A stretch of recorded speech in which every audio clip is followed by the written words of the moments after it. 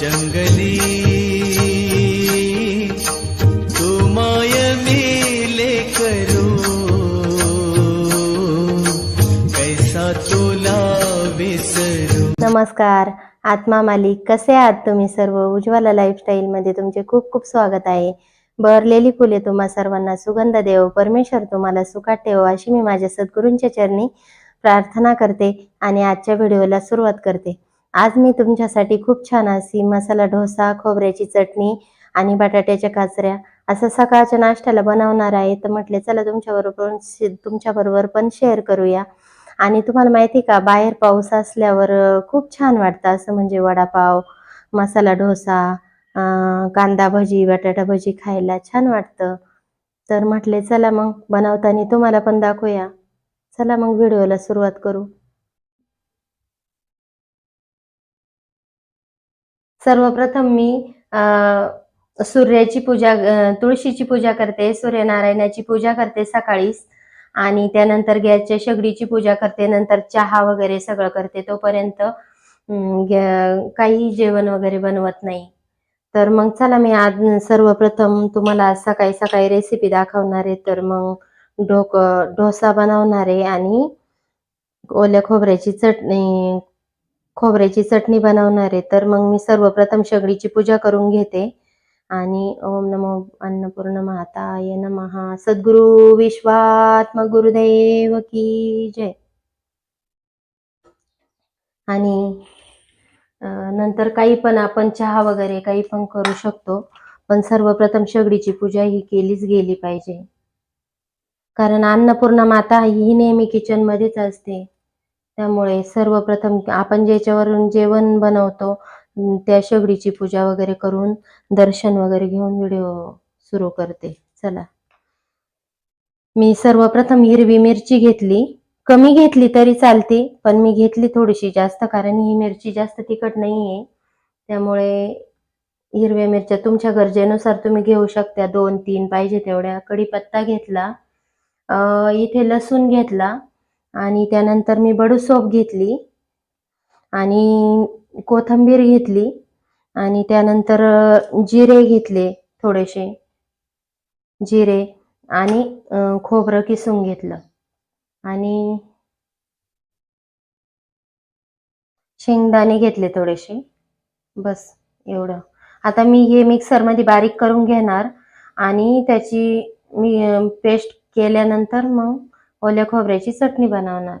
आता मिक्सरला मी बारीक केलं सर्व, आणि त्यानंतर तेल टाकते।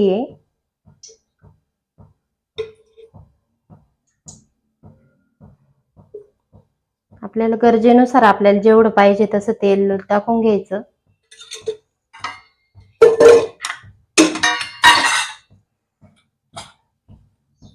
त्यानंतर मोहरी टाकायची, मोहरी चांगली तडतडू द्यायची।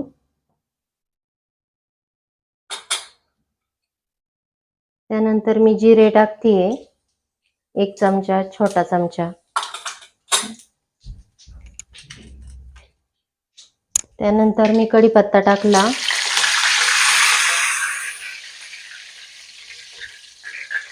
त्यानंतर हळद टाकली मी, हळद,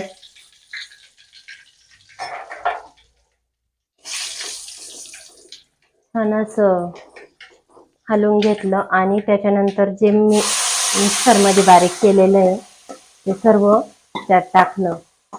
ओलं खोबरं, मिरची, जेवढं तुम्हाला दाखवलं ते।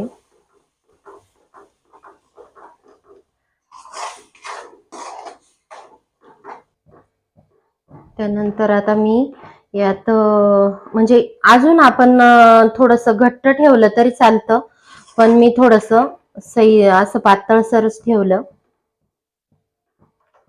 कारण कसं म्हणजे डोसे बनवणार आहे ना, याचीच थोडीशी अशी घट्ट चटणी वगैरे पण बनवता, पण डोस्याबरोबर थोडीशी अशीच पाहिजे। आता मी त्यात मीठ घालतेय,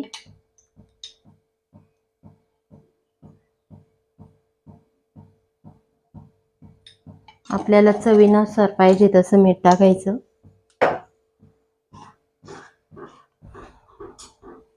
त्यानंतर मी त्यात साखर घालणार आहे. एवढी साखर टाकते, 1 चमचा.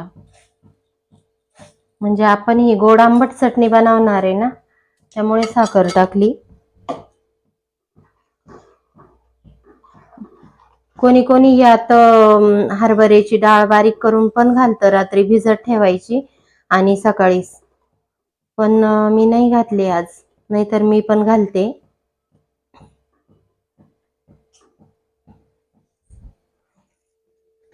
आणि मी त्यात आहे ना, तुम्हाला चिंच दाखवली होती ना, तर मी चिंच काही दळायला पण घेतली आणि थोडीशी चिंच मी वरून पण अशी टाकतीये.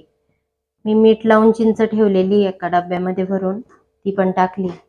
असं कसं म्हणजे कधी आपण ओल्या खोबऱ्याची चटणी बनवतो, कधी सांबर बनवतो, त्यासाठी मी अशी मीठ लावून चिंचुके वगैरे काढून अशी चिंचा चटणी अशी एका डब्यात चिंचा अशा खोलून मीठ लावून ठेवते, म्हणजे त्याने कीड पण नाही लागत.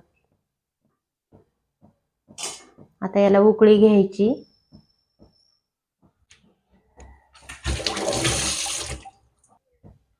छान अशी त्याला उकळी येऊन द्यायची.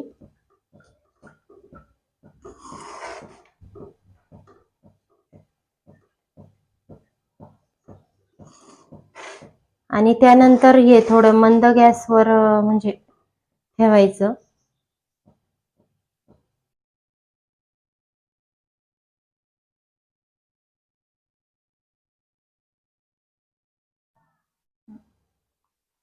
बघा आता सगळ्या बाजूने अशी हलवून वगैरे घ्यायची आणि बघा एकदम छान अशी उकळी आलेली आहे त्याला, आणि झाली पण एकदम छान असा वास पण येतोय.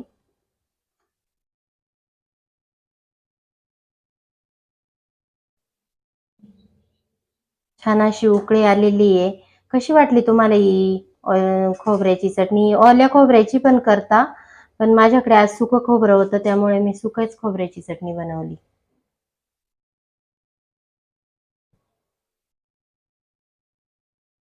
बघा आता ही चटणी मी गॅसवरतून काढून खाली घेतली आणि बघा त्याला किती छान वाटते ती चटणी.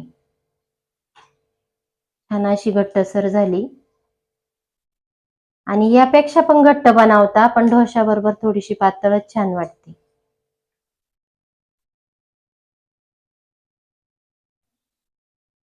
सर्वप्रथम म्हणजे मी काल रात्री 3 वाटी तांदूळ घेतले यात ढोश्याच्या पिठासाठी, आणि त्यात 1.5 वाटी उडीद डाळ घेतली आणि 1 वाटी मुगाची डाळ घेतली.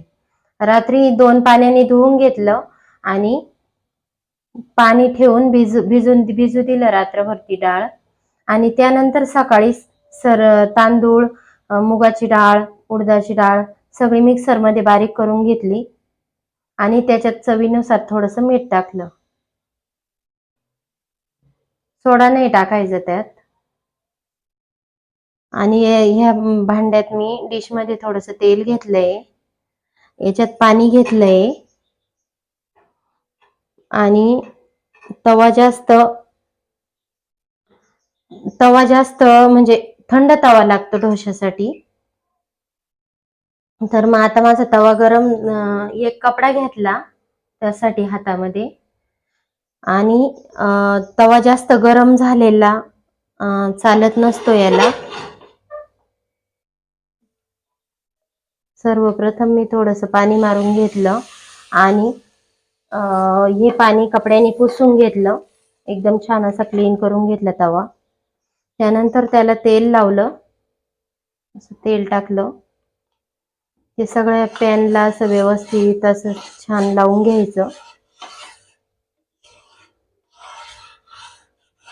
हे लावल्यानंतर मग थोडासा गॅस फास्ट वगैरे करायचा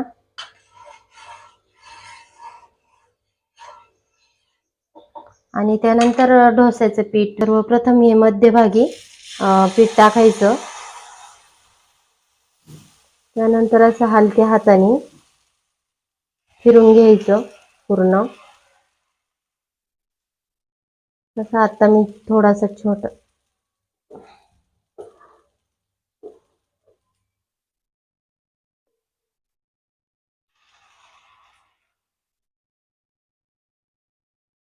जेवढा तुम्हाला पातळ जमेल तेवढा पातळ करण्याचा प्रयत्न करायचा असं व्यवस्थित.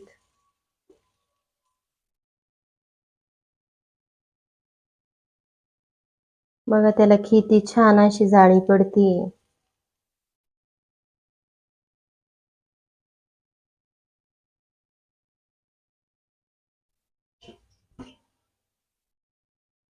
दोन मिनिट त्यावर झाकण ठेवायचं आणि गॅस बारीकच ठेवायचा. बारीक ठेवल्यानंतर गॅस थोडासा आपला गॅस फास्ट करायचा.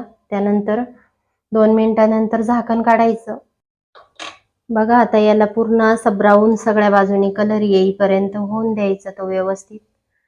छान असा बघा इकडनं ब्राऊन कलर यायला सुरुवात झाली आणि जाळी पण पडतीये.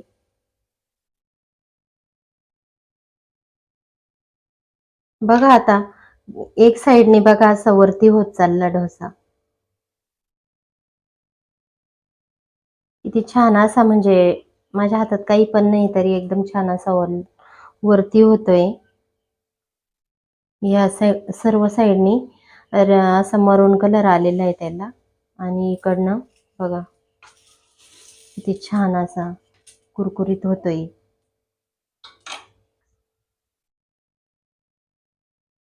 आणि ते पॅन वरती टाकलं आणि ते पाणी असं छान असं कपड्याने पुसून घेतलं म्हणजे तवा एकदम थंड झाला. त्याला तवा थंड लागतो ना. आणि मी तेल टाकते आता तव्यावरती.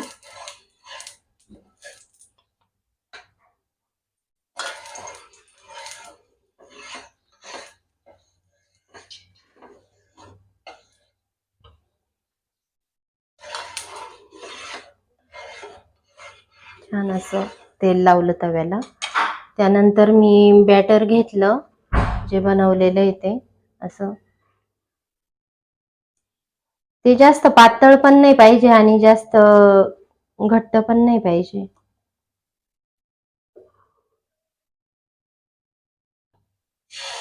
असं आतमध्येच ठेवायचं.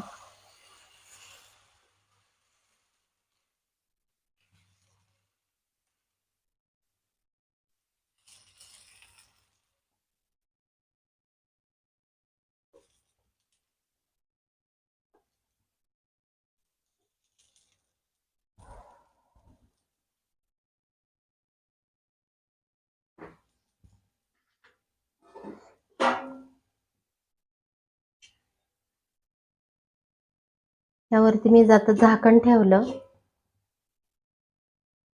आणि 2 मिनिटं गॅस बारीक ठेवला आणि त्यानंतर गॅस फास्ट करतेय. तर मी आता याच्यावरचं झाकण काढतेय. छान असं आपल्याला जसं जमेल तसं. गरम आहे ना ते. बघा किती छान जाळी आली त्याला आणि त्याचा कलर बघा कसा झाला. किती छान कलर झाला. त्यानंतर मी असं थोडं चमच्याच्या साहाय्याने वरतून असं थोडंसं तेल लावलंय. चला मी आता हे बघा छान झाला. मी आता त्याला फोल्ड करतेय छान असा आणि ताटात ठेवते. बघा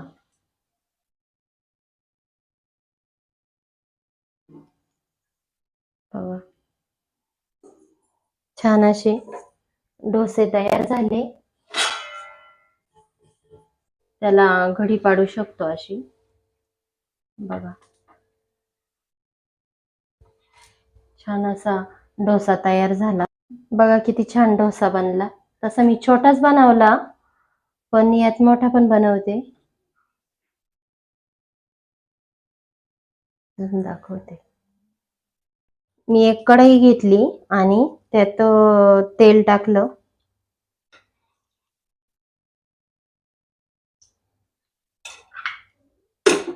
तेल टाकल्यानंतर आहे ना बटाटा किस साळून घेतला आणि त्यात बटाट्याच्या काचऱ्या बनवल्या अशा छान असे चिप्स कसे बनवतो आपण तशा.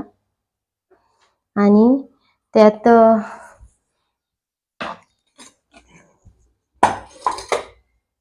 जिरे, मोहरी घेतली, मोहरी तेल घेतलं, तेलात मोहरी टाकली आणि त्यात जिरे टाकले, छान असं तडतडू द्यायचं आणि त्यात ह्या काचऱ्या आपण बनवल्या त्या टाकायच्या.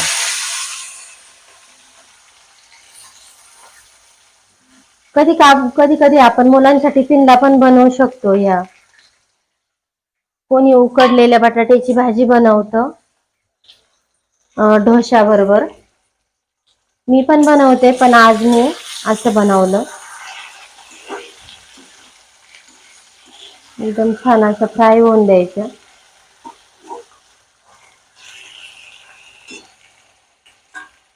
त्यानंतर त्यात थोडी हळद टाकायची, आपल्याला गरजेनुसार. हळद अगोदर नाही टाकायची, नंतर.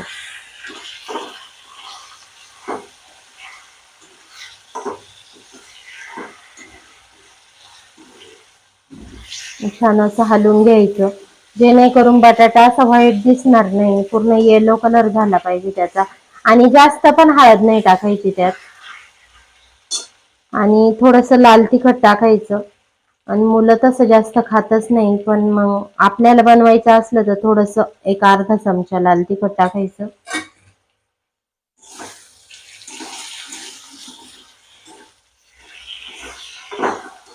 व्यवस्थित असं हलवून घ्यायचं. मिरची सर्व चिप्सला लागली पाहिजे अशी.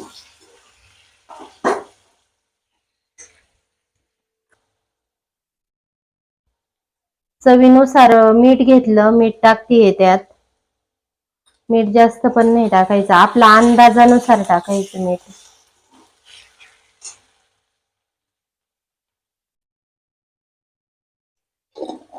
अशी बनवल्यानंतर त्यावर झाकण ठेवायचं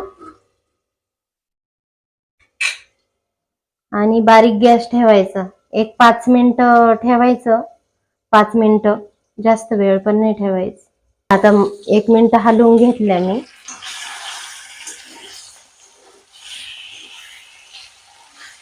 छान अशा काचऱ्या बनल्याय पूर्ण. बघायचं असं एखादी चिप्स घ्यायचं आपण, झालंय का बघून. आणि त्यानंतर बघा आता मी सकाळीच नाश्त्याला डोसे बनवले आणि बटाट्याच्या काचऱ्या बनवल्या, म्हणजे तुम्हाला तर दाखवल्याच कशा बनवल्या. आणि त्यानंतर खोबऱ्याची चटणी बनवली, एकदम छान अशी बघा. आणि ही चटणी जास्त घट्ट पण नाहीये आणि जास्त पातळ पण नाहीये, अशीच पाहिजे. आता मी यातला नैवेद्य सद्गुरु विश्वात्मक गुरुदेवांना ठेवणार आणि मग नाश्ता करणार. चला तर मग, कशी वाटली माझी आजची रेसिपी? माझी आजची रेसिपी तुम्हाला आवडली असेल तर व्हिडिओला लाईक करा, शेअर करा आणि सबस्क्राईब करा. आत्मा मालिक.